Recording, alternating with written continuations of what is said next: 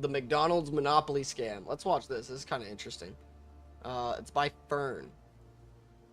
So, check him out if you haven't already. Give him a like. Give him a sub. Let's check him out. Also drop Inside a stuffy field office of the FBI in Jacksonville. It's a notoriously sleepy outpost of the Bureau. Until today. A mysterious informant calls up the office to let them know that the famous beloved McDonald's Monopoly game is rigged.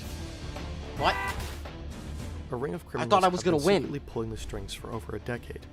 More than $24 million have been stolen. The FBI kicks off a manhunt with 25 agents on the case. 20,000 phone numbers will be surveilled. It will ultimately result in a massive undercover sting operation. Oh, the agents will discover that behind this scheme is a vast network of mafiosos, psychics, strip club owners, and Mormons. But one mastermind sits at the center of it all. Colonel He holds Sanders. the keys to the treasure and rakes in most of the profits. He's known by most as Uncle Jerry. Uncle Jerry. How did he do it? What'd you do, Unc? What'd you do?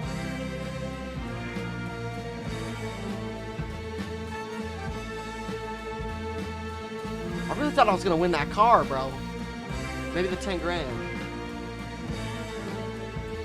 Damn.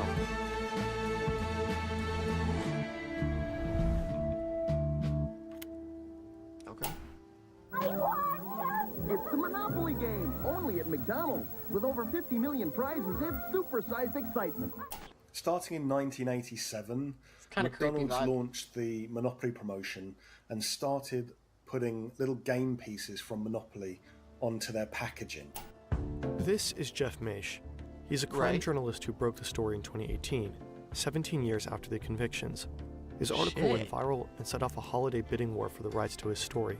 He ultimately sold them for $1 million. And I have Damn. one here. I don't collect many things from my stories, but I do have one of the original winning game cups here. Look at that. It says pull to play, and on the side you can just see it says to collect and win, just peel off the game stamp and apply to your game board. And when you've applied enough pieces to your game board and you've won a prize, you mail it off to McDonald's, and they send you your Sega Game Gear or your Dodge Viper. McDonald's usually runs the game Dodge twice per Viper. year. The cash prizes are up to $1 million in an instant win. Right. The chance at This winning is that still prize going on though, so like, what are they allowed to get away with it if it's a scam? is 1 in Probably not 250 million. The game brings McDonald's fat profits. Whenever the game is running, business increases by up to 40% more than usual. 1 in 250 million is an extremely long shot. You're far more likely to get struck by lightning. Twice.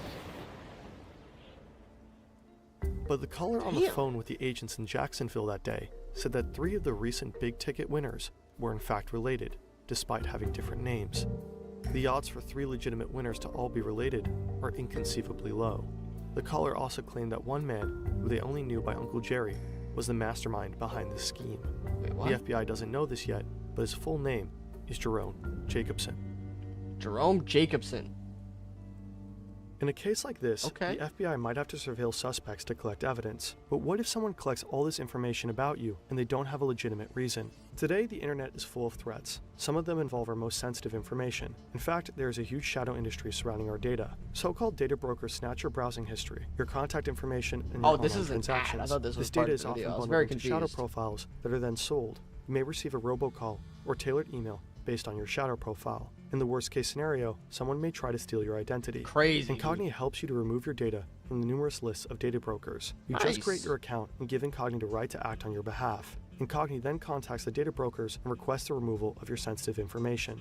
You can always see the current status in the dashboard. There is a satisfying progress report from how many Dude, data these brokers numbers are lists- probably very accurate too. Like, if you go back and think, like, how many websites have you signed up for? Yeah, easily nearly 1,000, right? At least 500. Yeah, crazy numbers. Yeah. you've been removed from. By scanning this QR code or via incogni.com/FernTV, you can get an exclusive 60% off an annual Incogni plan with the code FernTV. With the family and friends. But, well, if you use computers frequently, then yeah, you're gonna have a lot. If you don't, then you're not gonna have a ton. But Yeah. Plan, you can invite up to 4 additional people. Always handle your Cool. personal data with care. Jerry Jacobson is one of those just incredible characters in American true crime history. Did he Because win? he was at one stage a good guy, Or he just a police officer orchestrated it? in Florida. As a kid, Florida. Jerry is obsessed with becoming an FBI agent. When he starts working as a police officer, it seems like he's on that track. But his career in law enforcement is very brief. He develops health problems and is unable to continue. Oh, damn. Later, he finds a job in security at Simon Marketing. This is where he really finds his stride. He's known for being ultra-professional and ultra-fastidious. So he quickly rises through the ranks. In just a few years, he's earning 6 times his police officer salary. Damn. It's the end of the 80s. Jerry is now the head of security at Simon Marketing. McDonald's outsources almost all of their promotional activity to the company. So when the chain comes up with the ingenious idea of starting a monopoly promotion, Simon Marketing is tasked with producing and distributing the game pieces. So it was Jerry's job to ensure the security of the entire promotion. So he arrived at work, he had to supervise Oh, the big supercomputer shit. that would draw the winning piece. He would supervise the technicians who were putting the winning tokens. He started taking them for himself. Guaranteed. Oh, shit. Onto the packaging. He had to personally scissor them out from a printing press. Jerry's a tough boss. As a former cop, he's obsessed with rules and security. He's constantly writing up people for little Jesus. missteps, and he hounds everyone in the factory involved in token production, even following them to the bathroom and checking their shoes to make sure none have been stolen. Jerry personally delivers the winning pieces to McDonald's packaging factories across the country. He hides each piece in a secret vest that he wears under his shirt as he's traveling around the United States, feeling a little bit like a secret agent or a superhero with a secret. That's a little in-depth for a bunch of Monopoly pieces. Every time he arrives in a new state, he's carrying a secret piece that's going to make somebody a millionaire. When new game pieces are released, Jerry makes a big flashy show of how secure the process was. In truth, Jerry starts stealing from McDonald's. Yep. His Knew first it. theft is small fry. At this point, he only wants to help his stepbrother Marvin Braun out and maybe show off a bit to prove that he can. So in 1989, he gives Marvin a game piece worth $25,000. Damn. Marvin is the first fake winner. Pretty much a victimless crime, right? McDonald's is giving away the money anyway. And it's not like the chain is some noble charity. The game earns them considerable profits. Plus, Jerry Right. later testifies that whenever the computer selected a Canadian factory to get a winning token, Simon Marketing would allegedly run the program again so that a US location was chosen. In Jerry's view, this means the game is already rigged in favor of American players. So why not get his own piece of the pie? Okay. That's weird. And then one day he's talking to his butcher in the local supermarket, and he tells the butcher what's going on, and the butcher says, "Well, I'd like to win." Jerry agrees. give one to the but he fucking wants to butcher. make sure that nothing traces back to him.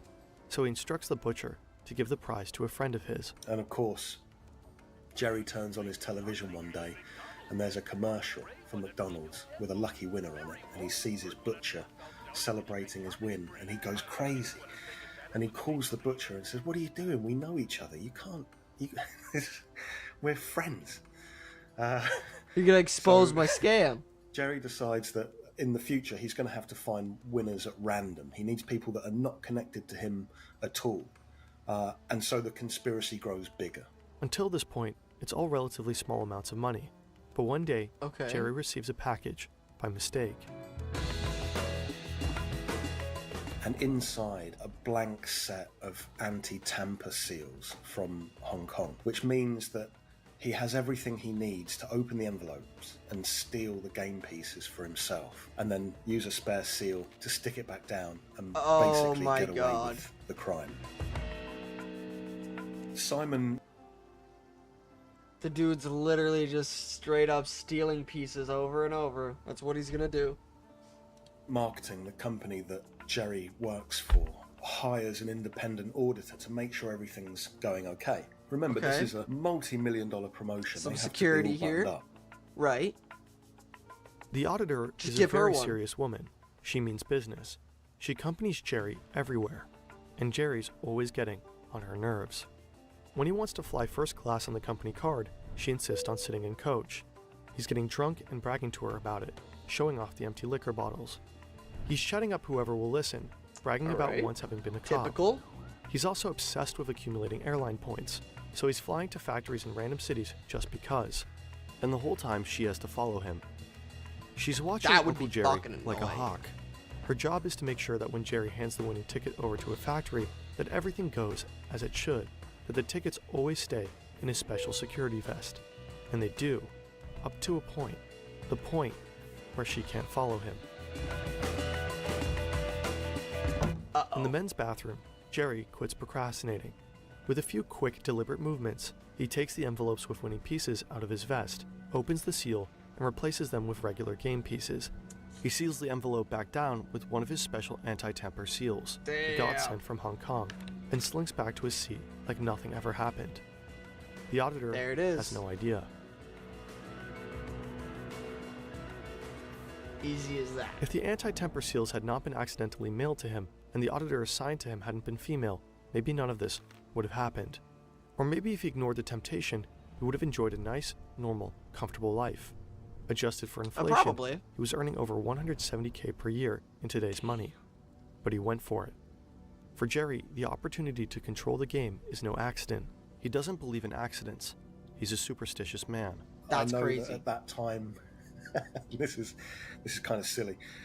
At this time, he starts seeing psychics and mediums to reassure him. He's a strong believer in paranormal and faith healers, so he starts seeing mediums and psychics and fortune tellers. Sure. Jerry now has full access to the winning game pieces, but he can't cash them in himself, of course. That would arouse suspicion. He needs to find fake winners who will pay him upfront for the game piece. His butcher, for example, asks a distant friend to pay $2,000 for a $10,000 winning ticket. The higher the prize, the higher the cost. Up to $100,000 upfront for a $1 million ticket. Damn. And it works. But quickly Jerry starts to tap through his network. He needs to put distance between himself and the winners. He's on the look for middlemen, well-connected people who can industrialize the operation. And being a superstitious person, he takes chance encounters as meaningful signs. So he's at the airport one this day. guy's trying to be like, I don't even know. It's like the Wolf of Wall Street, but not. Because it's not really like a Ponzi scheme. It's just, he's just straight up stealing the winning. Well, I guess it is a Ponzi scheme. To a degree. Man, what the fuck? And it's crazy, dude. He's trying to be Jerry Colombo. And the two hit it off, waiting there. He's trying to be Jordan Belfort. Mr. Colombo is a very heavy-set Italian-American gentleman. And Mr. Colombo claimed that he was part of the infamous Colombo crime family. Colombo is a larger-than-life character, like someone who modeled his whole personality off of The Sopranos. That's a mafia. And Uncle Jerry is lapping it all up. He's an entertainer. He says he's born in Sicily, raised in Brooklyn. Apparently my family's from there.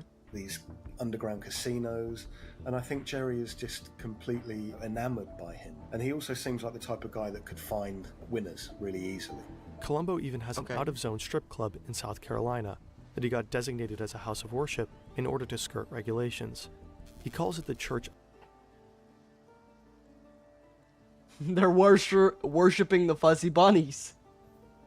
Smart, dude, smart. That's fucking five head type shit right there. That's fucking smart. And he has the dancers read the Bible before they start stripping. Well, I guess God hasn't talked to you lately. He came to me in a dream a couple of weeks ago, and he told me what I'm doing is fine. Okay. Uncle Jerry appreciates Colombo's ability to think outside the box. It doesn't take much to rope Colombo into the scam. Uncle Jerry passes Colombo a game piece for a Dodge Viper, and Colombo is hooked. He is also obsessed with The Godfather, surprise, surprise, and has dreams of being an actor. So he agrees to be in a McDonald's commercial, waving a car key. Jerry Colombo won a Dodge Viper, and there are 2 $1 million. He gets to live out his acting ambitions, but it means he's now too close to the game to profit from it directly. So he has to start finding other winners, which helps the scheme take off for Uncle Jerry. Colombo is brilliant at finding new winners willing to pay, and he sends the majority of the kickbacks to Uncle Jerry. The two Jerrys are making each other very rich. Jerry Colombo keeps picking Italian-American men on the East Coast as winner, and his father-in-law gets a $1 million piece. Not exactly the move of a mastermind mafioso. To make the win seem random, his wife Robin convinces him to get women and people of color winning tickets in other parts of the country. For a while, it's all going so well. But then, everything changes. You don't shit on your own doorstep, right? You don't be giving it around close. You don't be doing shit in your own neighborhood or your own state or city or whatever. No. You got to go somewhere else. You do it elsewhere. Yeah, it's exactly what you do. Things are not going very well in Columbo's marriage. Robin Columbo's feeling like she might not want to be a mafia wife. She's feeling a bit paranoid about life. Well, in that's the mob. not good. And one day she's Don't driving tell that to them. with her husband, Columbo, and suddenly a massive Ford truck smashes into them. And it's a horrendous high-speed crash, and their car is crushed against a concrete wall. Columbo is taken to the hospital, where he takes a turn for the worse. He dies a few days after the crash. Now Uncle Jerry is alone. He's just lost his super recruiter, and he doesn't know it yet, but the FBI is on his trail. That was a mafia getting him. Who knows? We don't know. So many people could have called the FBI. A disgruntled winner. Remember, a lot of these winners, their lives changed. One minute they're poor, the next minute they got $1 million. They're driving around in a Corvette. There's a lot of jealousy.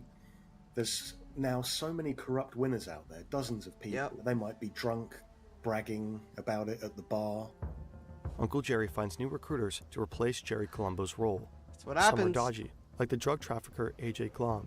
He's just jumped bond for a 12-year sentence for shipping kilos of cocaine across the U.S. and sells most of his winning pieces to buddies from the drug dealing business. Shit. Other recruiters that Uncle Jerry finds are seemingly upstanding, like the Mormon Dwight Baker, a beloved member of his church with no previous criminal record. He's a real estate developer with 5 kids trying to get his dreams for a golf course and a luxury resort off the ground. But he's struggled to find investors, and he also owes tens of thousands of dollars in back taxes. Well, that would be why. The windfall would really help him, so despite his moral misgivings, he gets involved in the scheme too. But none of the recruiters are careful enough. The winners they select aren't random. Obviously. Back in 2000, when the FBI gets the name Uncle Jerry from the informant, they know nothing about who it could be. Is he a McDonald's insider? Is it even a real name? McDonald's shares the contact information of all the previous winners with the FBI. To find out who Uncle Jerry is, the officers analyze the winners' phone records to determine who they were in frequent contact with right around the time of their win. All these people, who are seemingly unrelated and don't know each other, were in contact with a certain Jerome Jacobson. The FBI is sure they found their man, but they need proof, like a taped conversation with Jerry and a fake winner that spells out what they're up to, evidence that no jury could deny. They convince McDonald's to run one more Monopoly game to catch him red-handed. It's certainly a reputational risk for the company. How would the public feel if they found out McDonald's had run a game they knew was rigged? But the company also wants to know who'd stolen millions from them. How does everybody else know it's rigged, though? Together with McDonald's, the FBI come up with a McSting. They create 2 big wins worth $1 million each. They then monitor Jerry Jacobson and his network closely and wait for someone to claim the prices. Okay. They listen in on a phone call of a friend of the Mormon Dwight Baker, Huey. He says that he plans to sell the winning prize to someone in Texas. This someone turns out to be his brother-in-law, who tries to claim the price a few days later. The second big winner is Michael Hoover. He was recruited by Andrew Glomb, the drug trafficker. Now, Mr. Hoover is bankrupt and a casino pit boss in Rhode Island. So a bit of a sketchy character. So he rings the hotline and says, I found $1 million game ticket. So the FBI and... Dude, you would so do this too, right? Like, why wouldn't you steal a bunch of money if you could? Like, if you could be real smart about it. Why wouldn't you? You know?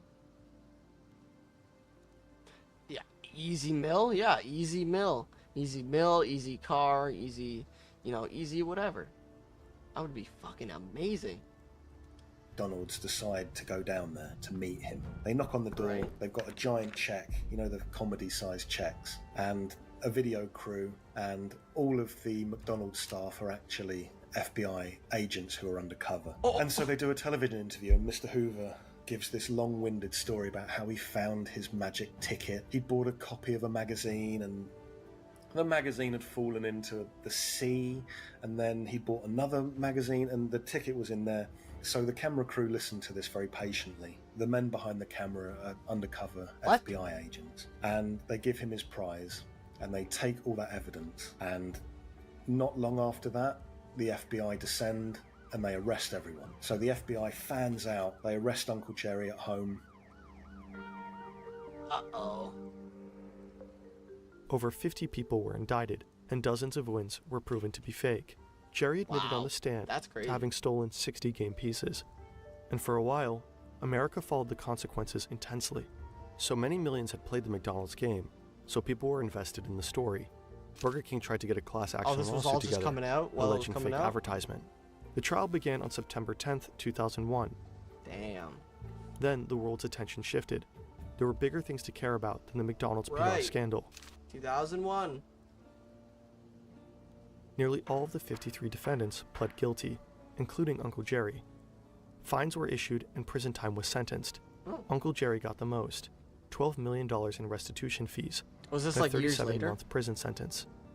Simon Marketing and the printing company who made the tokens were gutted, leaving hundreds jobless. And Dwight Baker was excommunicated from the Mormon Church. Why the church, man? Why the Mormon, dude?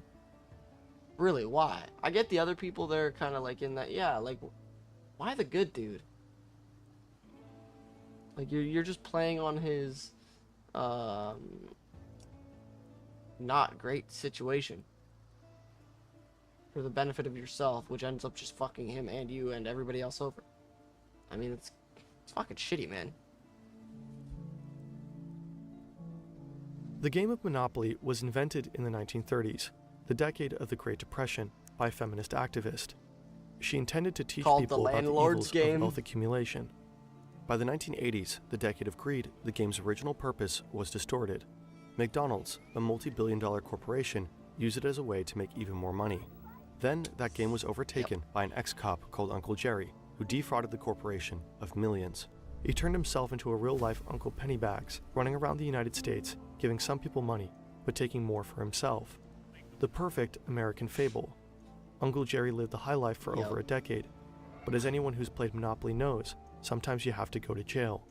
It's just part of the game.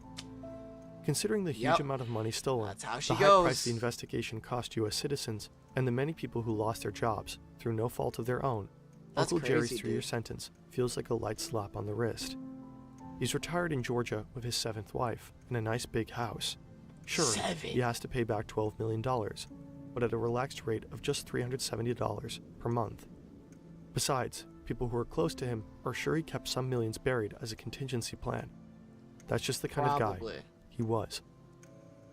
$370 a month for stealing $12 million. How insane. That's crazy, dude. Wow. And that's what happens too, man. You take billions, millions and billions of dollars, and then they fine you, and it's like, oh yeah, by the way, so you took $4 billion, so I'm just gonna fine you, let's say 9 million amongst the 12 million people that you affected, so each person gets, you know, $7, $10, whatever, like, they get fuck all per person. These people,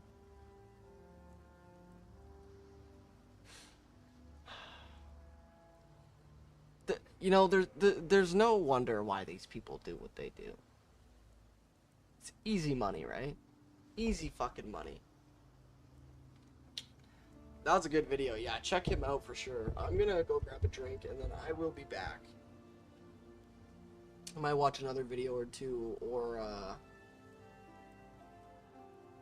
might finish up what I'm doing in PoE and then hop off, but we'll see. I'll be back in a sec.